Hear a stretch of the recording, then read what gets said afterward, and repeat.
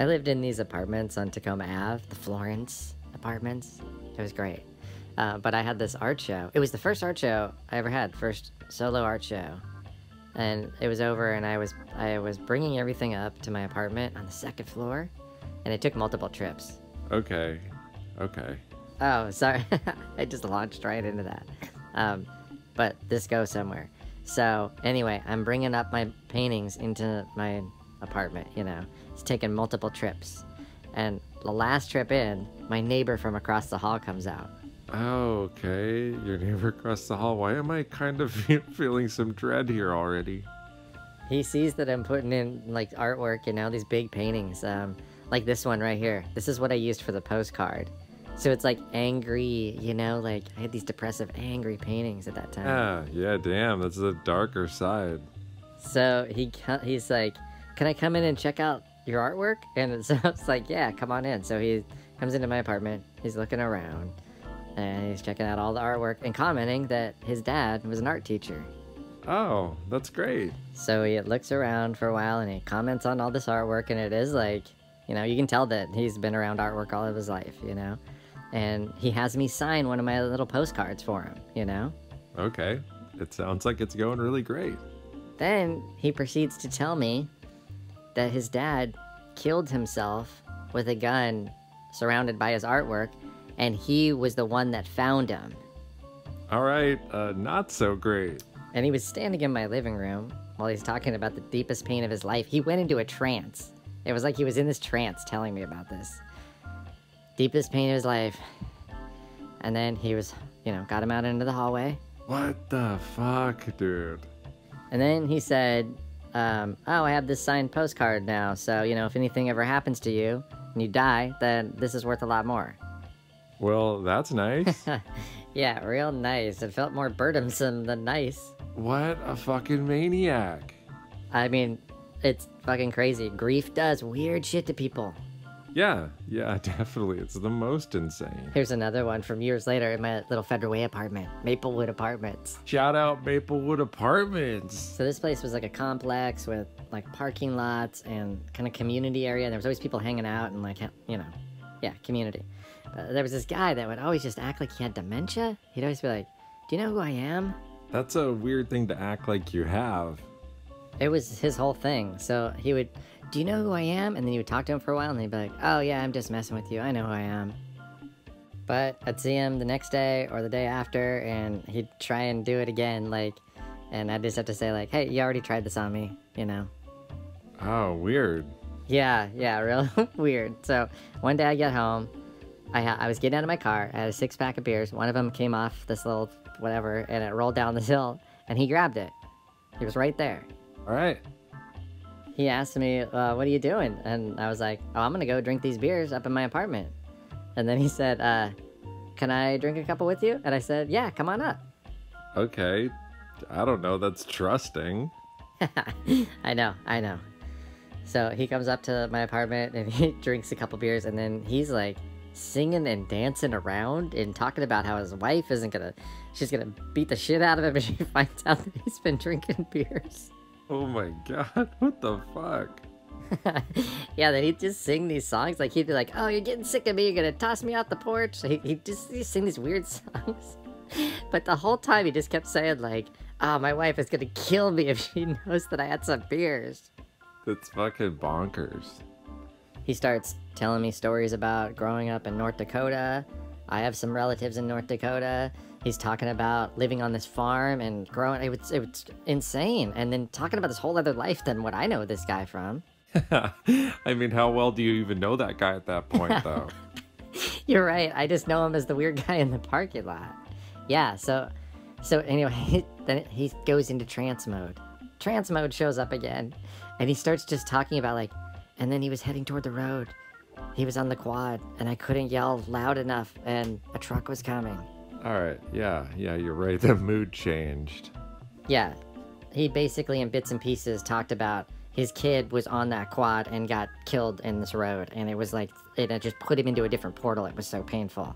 You said it, though, earlier. It's grief. It does weird shit to people. Yeah, all of his wackiness just made sense right there, and And it was crazy because then, once again, this dude just told me the deepest pain of his entire life, and he's in my living room. I'm like, Dave, man, this guy's very emotionally fragile. I don't even know him. Like, how the fuck am I gonna get him out of here?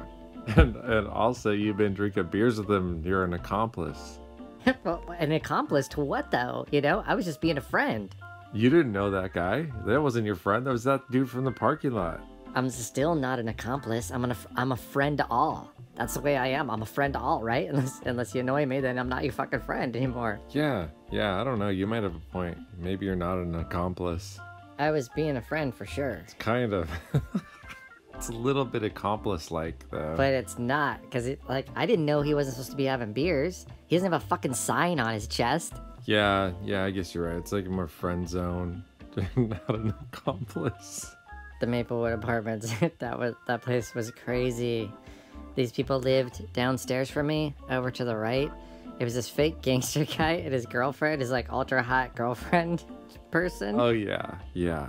So, I don't know what they were doing all day, but you know, it'd be like evening time. I don't know what kind of, they were drinking definitely, and I don't know what other kind of drugs were going on.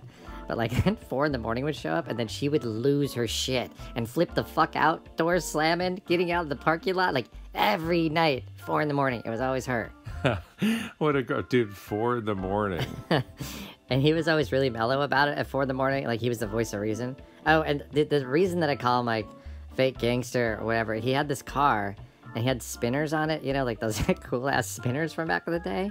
Yeah, those spinner rims, those things ruled. So he had those, but it was they were spinning hubcaps and he always was missing one, so it just looked ridiculous. It would just be spinner, and then just one like regular tire. the spinner hubcaps. Okay, so how I said like she's like this hot girlfriend or whatever, because she literally like would wear lingerie around, like she's roll it around wear like lingerie. And one day she approached me, she was like, "Oh, I know you're an artist, will you draw a portrait of me naked for my boyfriend?" Wait. Is she wearing? She's wearing lingerie around the fucking apartment complex, the community area. Yeah, all over the community area. Oh shit! And when she stopped me, when she asked me about this nude portrait thing, she was with her mom. I was walking from my car to my apartment. She's like, she fucking hits me with the, "Could you draw me naked?" She was with her mom?